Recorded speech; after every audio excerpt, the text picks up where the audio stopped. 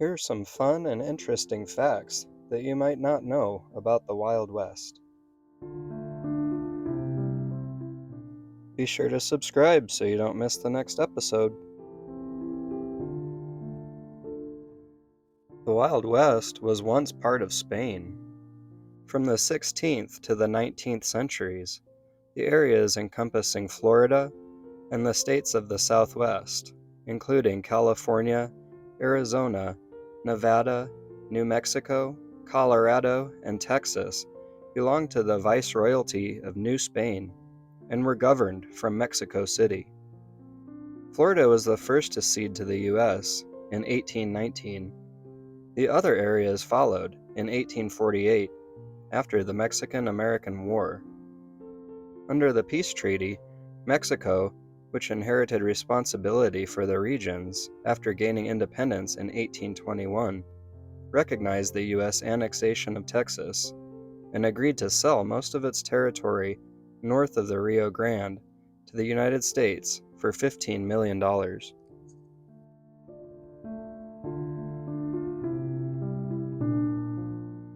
Horses weren't the only means of transport. In 1855, Secretary of War Jefferson Davis allocated $30,000 for the Army to import camels from the Mediterranean and Middle East to use for transporting supplies. By 1857, the U.S. Camel Corps was looking after around 75 camels at its base in Camp Verde, Texas. While the camels proved effective at lugging materials across the desert, one group even made the 1,200-mile trek from Texas to a Los Angeles outpost. The Civil War disrupted the experiment, and many of the animals were auctioned off, ending up working in circuses, mines, and rail construction, while others escaped and roamed free.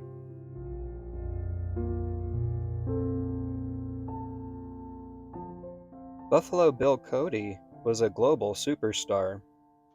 One of the heroes of the Old West, Buffalo Bill Cody had a talent for self-promotion.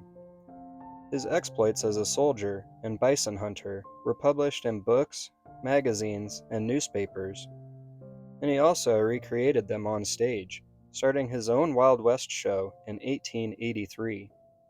The open-air spectacle featured a cast of hundreds, including sharpshooter Annie Oakley and Native American chief Sitting Bull, reenacting buffalo hunts and stagecoach holdups, alongside displays of horsemanship and marksmanship. The show made Buffalo Bill a global celebrity, and even Queen Victoria declared herself a fan.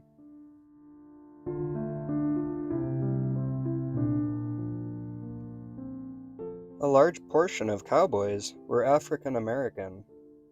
You wouldn't know it from your average Hollywood Western, but an estimated 1 in 4 cowboys was black. American ranchers settling in Texas brought slaves with them, later relying on them to mind their herds when they left to fight in the Civil War. After the abolition of slavery, the newly freed cowhands became much in demand.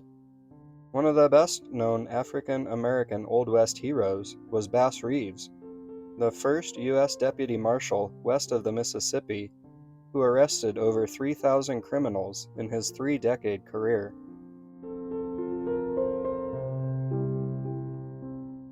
Geronimo escaped his reservation 3 times. After many years fighting the U.S. Army, Chiricahua Apache leader Geronimo and his band were captured in 1877 and taken to a reservation in Arizona. But he struggled to adapt to settled life and ended up escaping 3 times in 1878, 81, and 85. 5,000 soldiers, a quarter of the U.S. Army, were involved in the last pursuit, but it still took over a year to bring Geronimo into custody. He was the last Native American leader to formally surrender to the U.S.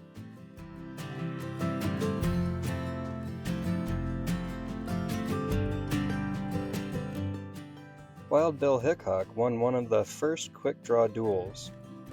One of the few recorded instances of a classic fast-draw duel took place on July 21st, 1865, in Springfield, Missouri, between Wild Bill Hickok and the gambler Davis Tutt. A row over gambling debts brought rivalries between the two former friends to a head, leading to a showdown in the town square. Standing sideways to each other, around 70 meters apart, the two fired more or less simultaneously. Tutt missed, but Hickok hit the mark, killing his rival. Hickok was later acquitted of manslaughter, and an 1867 Harper's Magazine article recounting the incident helped establish his legend.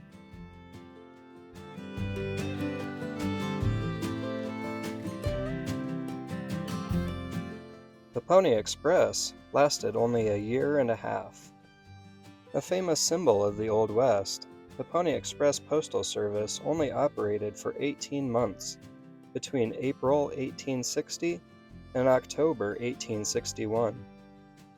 The service was devised to get national news faster to the west, as tensions rose before the Civil War. A team of 80 or so riders carried the mail day and night between St. Joseph, Missouri and Sacramento, California, a 1,900-mile journey. Riders stopped every 10 miles or so at carefully placed station houses to swap horses and maintain full gallop, shrinking delivery times from 24 days down to 10. However, the arrival of the telegraph, which made communications almost instant, rendered the service obsolete.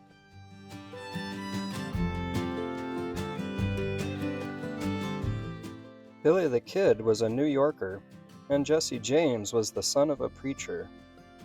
Billy the Kid, real name Henry McCarty, was born on the east side of New York in 1859, before moving west to Kansas and then New Mexico.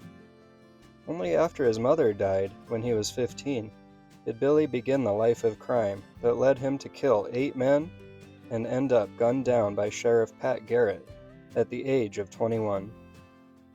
Meanwhile, outlaw Jesse James was the son of Robert James, a Baptist minister and slave-owning farmer in Missouri, who died when Jesse was 3. After a life spent robbing banks and trains, James was killed by one of his own men at 34.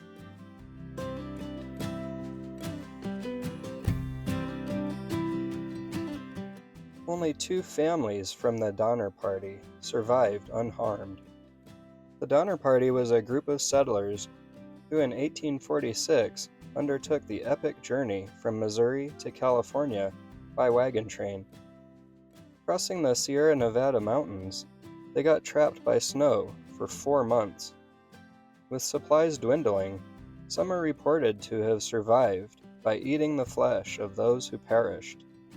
Of the original 87 who set out, only 48 were rescued, and only 2 families emerged without suffering a loss.